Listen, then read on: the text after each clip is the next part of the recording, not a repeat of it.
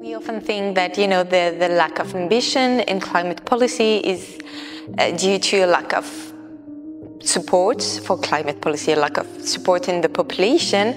And there were some recent survey-based papers that actually shown, like on a cross-country level, that there's actually quite a high support for climate policy, and also for related to that for international distributive, redistributive policies.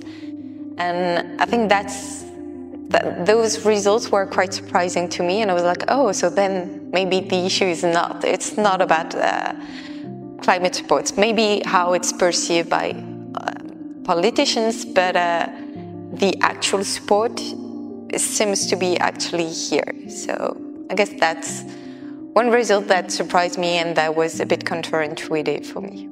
It's not about your individual consumption decisions, which it's good that you do it and it's good that you try to consume less, but like emissions are really distributed in a very unequal way, and like the main source of emissions are like just a bunch of companies.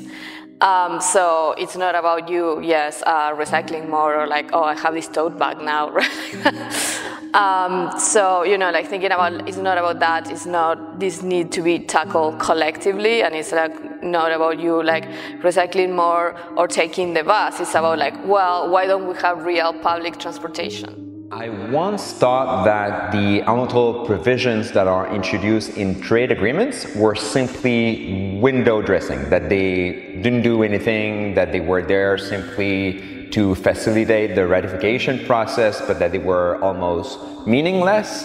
But we have found with research that they do have an impact, that they have an impact on trade flows, that they have an impact on domestic environmental regulations, and ultimately that they have an impact on environmental performance. Politics are much more difficult than we appreciate.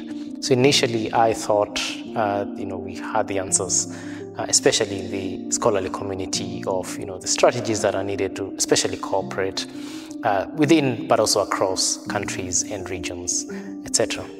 But then what I'm learning and I've come to appreciate is that it's so difficult. And so some of the assumptions we had in that, for example, if we have policies or treaties, then we kind of almost solve the problem. But that's the easy bit.